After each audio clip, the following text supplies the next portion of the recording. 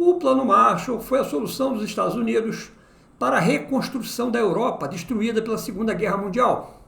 De onde veio o nome Plano Marshall? O plano recebeu o nome do secretário de Estado americano George Marshall.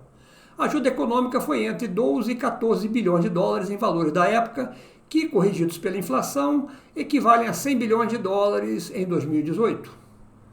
Agora que você tem um parâmetro para entender a dimensão, o significado de 100 bilhões de dólares, vamos assistir o que Paulo Guedes falava sobre a relação entre o Plano Marshall e a nossa principal despesa, o juro da dívida pública. A entrevista à Globo News que eu vou mostrar ocorreu em 2018, antes dele assumir o poder. Vamos assistir. Porque são 400 bilhões de reais de juros por ano. O Brasil reconstrói uma Europa por ano. É um plano Marshall por ano. São 100 bilhões de dólares, 106 bilhões de dólares em dinheiro de hoje, o que eram 13 bilhões de dólares para reconstruir a Europa. Então, isso é absurdo, isso é indecente, isso é insano.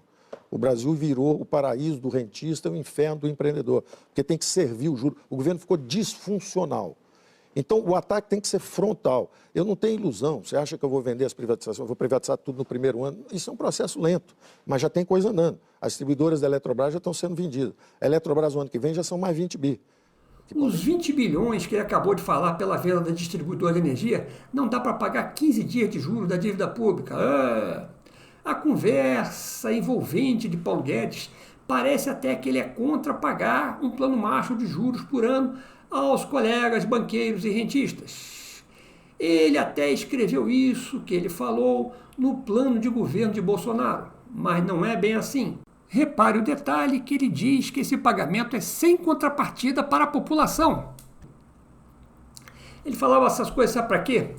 O que ele queria mesmo era justificar o seu interesse.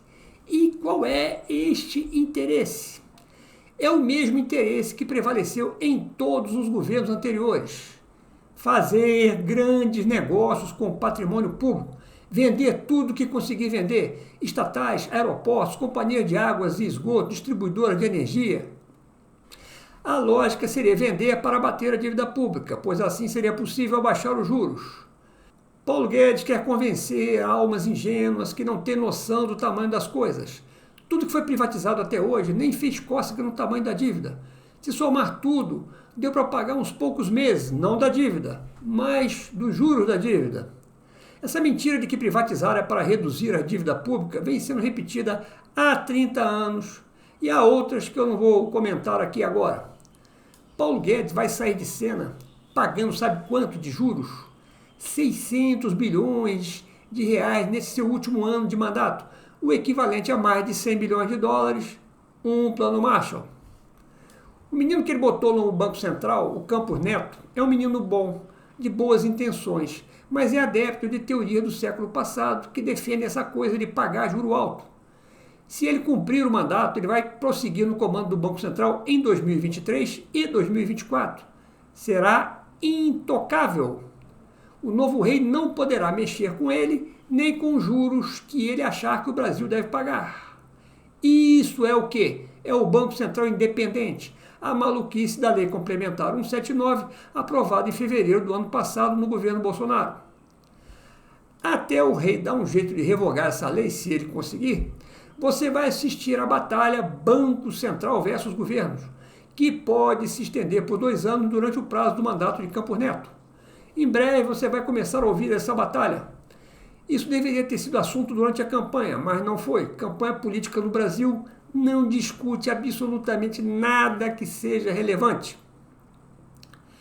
Em resumo, o Banco Central agora tem o poder de fixar a taxa de juros e a despesa com a dívida pública, a principal despesa do país. E tem até o poder de pagar mais. Você já viu algum endividado desejar pagar mais juros? Juros mais altos? Parece uma maluquice, não é? O Banco Central adora essa brincadeira com juros. E também com câmbio. Em alguns dos 8 ou 9 vídeos que fiz sobre o assunto, botei para explicar, sabe quem? A turma que defende essas ideias. Mas parece que eles não conseguem. Se você tiver interesse, pesquise no canal usando a palavra-chave juros no plural. Os vídeos vão aparecer quase todos. No Brasil prevalece uma crença de que juro alto é remédio para desequilíbrio fiscal. O ser humano é assim mesmo. O remédio tem que arder para curar, tem que fazer sacrifício, levar castigo quando deixa de fazer o dever de casa. O ser humano que não entende nada de economia, e até o que entende, cai nessa viagem na maionese. Europa e Estados Unidos já aprenderam que não é bem assim. As crises de 2008 e 2011 ensinaram aos americanos e aos europeus que isso é bobagem. O Brasil um dia vai aprender com eles, porque não dá mais para seguir fazendo sacrifícios sem necessidade. Vou mostrar para você o tamanho da encrenca. O nosso estrangulado orçamento tem receitas na casa dos 2 trilhões de reais e despesas de 1 trilhão e 800. Quase tudo comprometido com despesas obrigatórias que não podem ser cortadas. Os 200 que sobram não vai dar para pagar as promessas de campanha, que somam 400 bilhões de reais, o aumento do Auxílio Brasil para 600 e outras despesas que vinham sendo represadas. E os juros? Neste quadro de país falido, não tem como continuar com tanta gentileza aos companheiros oligarcas banqueiros, não tem como seguir dando a eles presente de Natal no valor de um plano Marshall, 600 bilhões de reais.